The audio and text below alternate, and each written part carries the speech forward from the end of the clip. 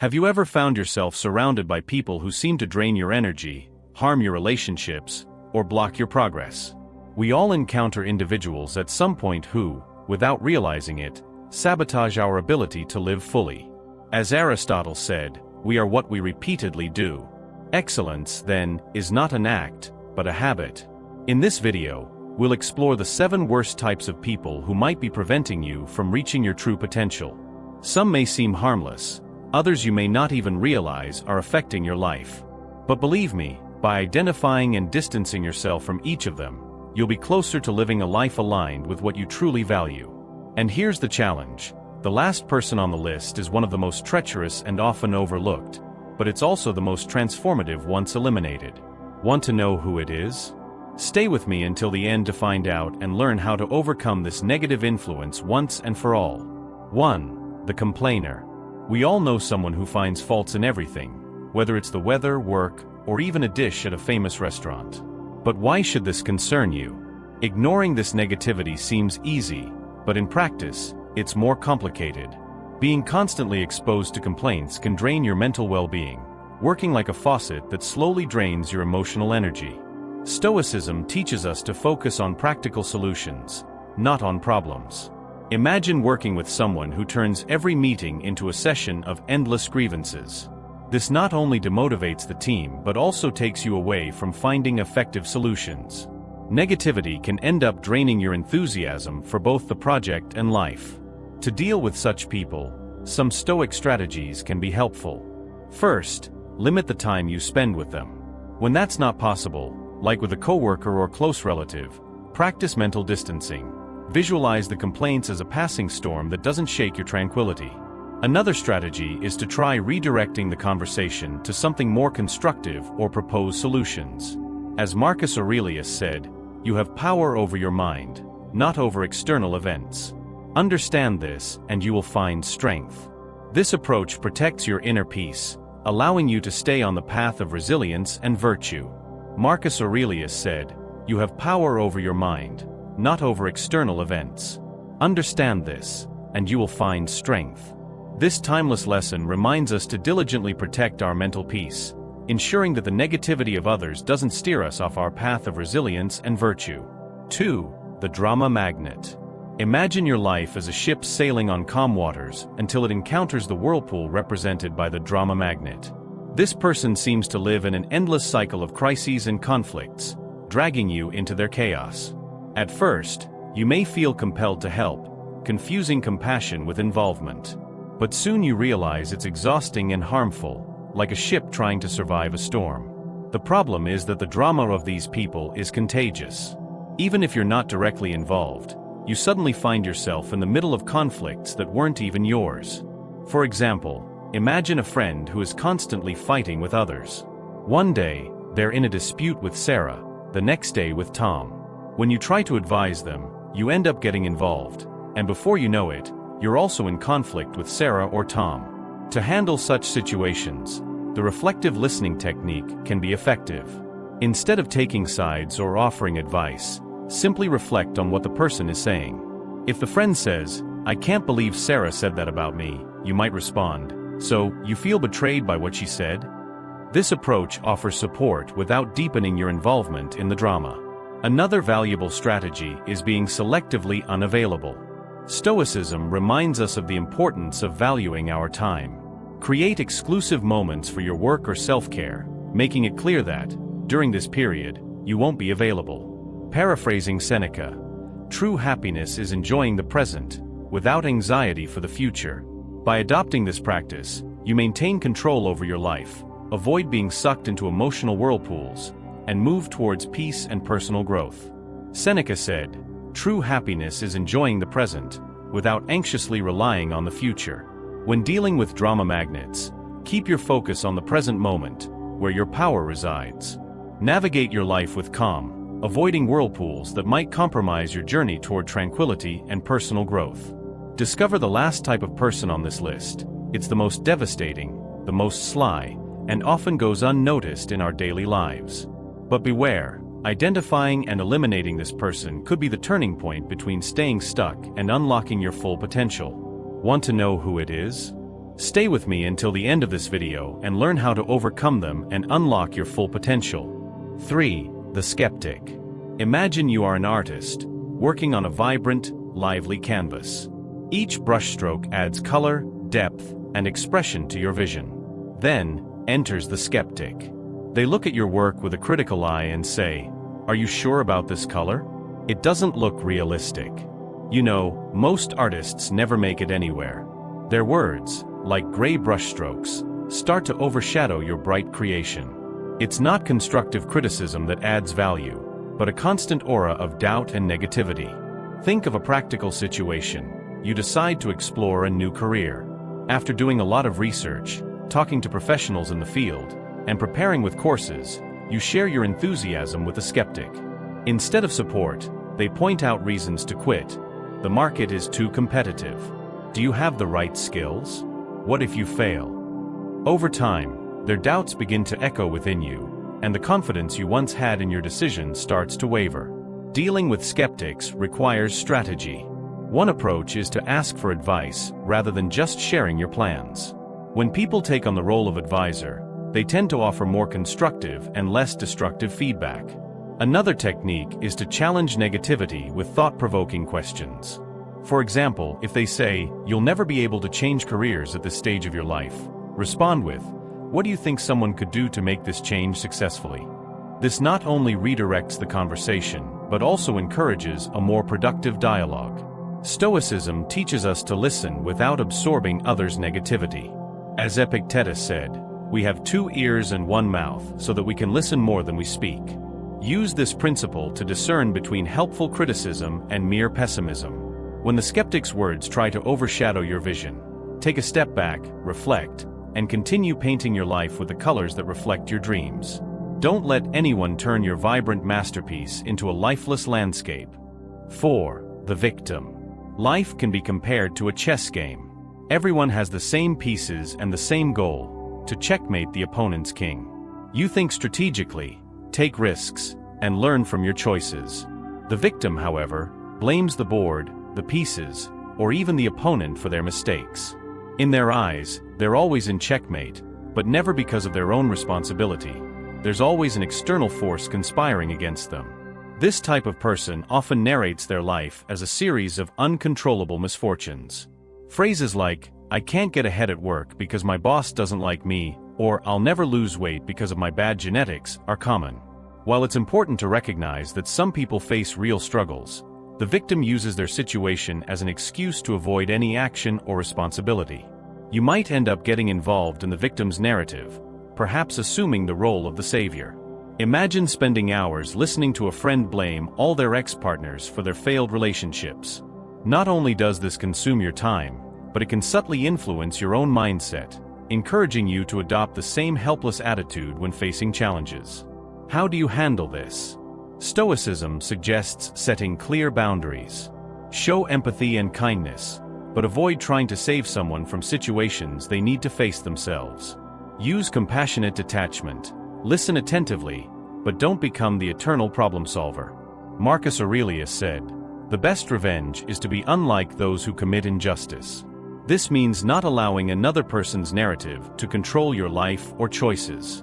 Resist the temptation to be dragged into the victim role.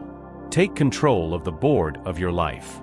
Make your moves with purpose, be willing to sacrifice some pieces when necessary, and play to grow, not for revenge or pity. In the game of life, being continuously in checkmate is often not a matter of fate, but of choices. Move forward with wisdom and strategy toward your goal. In a moment, you'll discover what the most harmful habit of all is, the one that secretly prevents you from achieving a better life. Don't leave now, as this last habit may be the biggest obstacle between you and the transformation you seek. 5. The toxic positivist. Imagine meeting someone who, even in the midst of great difficulties, insists on seeing only the bright side, completely ignoring the emotions and challenges at hand. These are the people who seem to carry an infinite stock of joy and motivational phrases like, "Just smile," or "Everything will work out." While this approach might seem inspiring, in practice, it often invalidates the emotional experiences and reality of those going through a tough time. Think of your life as a garden, composed of vibrant flowers, but also weeds and pests. The toxic positivist focuses only on the flowers, ignoring the problems that need to be addressed for the garden to truly thrive. Imagine you're dealing with the end of a relationship. Feeling sad and confused, you seek emotional support. Instead of listening with empathy, the toxic positivist might say something like, "There are plenty of fish in the sea, just smile and move on." While the intention may be positive, this response disregards the depth of human emotions and the necessary process of dealing with them. To deal with this excessively optimistic attitude, it's important to create a space where both positive and negative aspects can be acknowledged. If the toxic positivist insists on minimizing your pain, you might respond with something like, "I appreciate your perspective, and I truly value my well-being, but it's also important for me to process this difficult moment." This approach not only validates your own feelings but also invites the other person to recognize that positive and negative emotions can coexist. The Stoics, like Seneca, advocated for emotional balance. He said that true happiness lies in understanding life's duties, enjoying the present without being consumed by future anxieties. This doesn't mean ignoring challenges or focusing only on the positive, but accepting life as it is, with its complexities and dualities. So the next time you encounter a toxic positivist, remember that a healthy garden needs both sunlight and rain. Embrace and acknowledge the full spectrum of your emotions, allowing yourself to grow with authenticity and balance. 6. The manipulator. Now imagine that your life is a movie script. You are the protagonist and plan how your story unfolds, your allies, your challenges, and your ultimate destination. However, in comes the manipulator, a dark producer who subtly alters your narrative to serve their own interests, leaving you feeling out of control. The manipulator is a master at using emotion and psychology to their advantage. They may resort to flattery, emotional blackmail, or even subtle deception to get what they want. For example, a friend may constantly convince you to pay for dinner with arguments like, "I've had such a tough month, and you're so successful. It would mean a lot to me."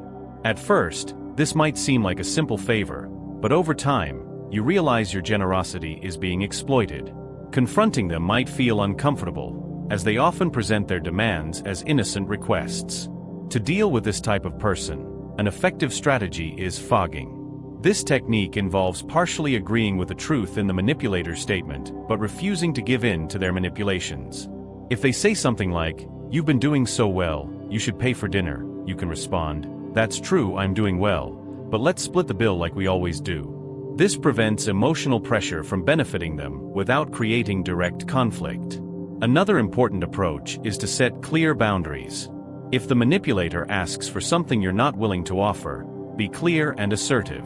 For example, "I can't lend you money, but I can help you find other solutions." Staying calm and using direct words are ways to reaffirm your control without giving in to guilt or manipulation. Epictetus, the Stoic philosopher, reminds us that we cannot control external circumstances, but we can always choose how to respond to them. The manipulator thrives on predictable reactions, whether it's your kindness, guilt, or desire to please. By changing your response, you take back control of the narrative of your life. So if a manipulator crosses your path, remember, you are the one writing your story. While the cast includes a variety of characters, the main plot should always reflect your own values, choices, and goals. Claim your autonomy and don't let anyone distort the direction of your journey. Now, it's time to reveal the last and most dangerous type of person you need to distance yourself from immediately. This habit may be sabotaging your life in ways you don't even realize. Stay tuned, because understanding this could completely transform your relationships and personal journey. 7. The time vampire. Imagine that your daily routine is a carefully composed symphony, where each instrument represents a task or commitment, and altogether they create a harmonious balance. But then the time vampire enters, like a sour note, disrupting your melody and turning your composition into a chaos of noise. This vampire isn't necessarily a malicious person. Often, it's someone who seems harmless, like a colleague who constantly interrupts your work with trivial questions, or a friend who invites you to social events you're not interested in. At first, these interactions may seem harmless, but over time, they drain your energy and reduce your productivity.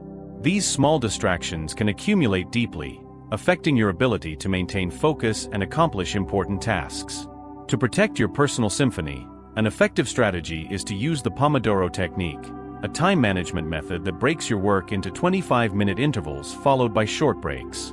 During these periods, it's important to set clear boundaries and communicate that you don't want to be interrupted. This helps protect your most productive moments and ensures that your concentration isn't hindered. In the case of social time vampires, the key is learning to say no assertively. Often, we feel obligated to attend events or commitments, but it's essential to prioritize your own well-being. A simple "I appreciate the invitation, but I can't attend" is enough to keep your time under control. Declining an invitation is not a rejection of the person, but an affirmation of your own needs and boundaries. Stoicism teaches us that time is one of our most valuable resources and should be used wisely. Just as an artist carefully chooses where to apply each brushstroke, we should be selective about how and with whom we spend our time. Don't let the constant intrusion of a time vampire disrupt your harmony. Stay firm in controlling your schedule and live with purpose, ensuring that every moment of your life is a well-played note in the grand symphony of your existence.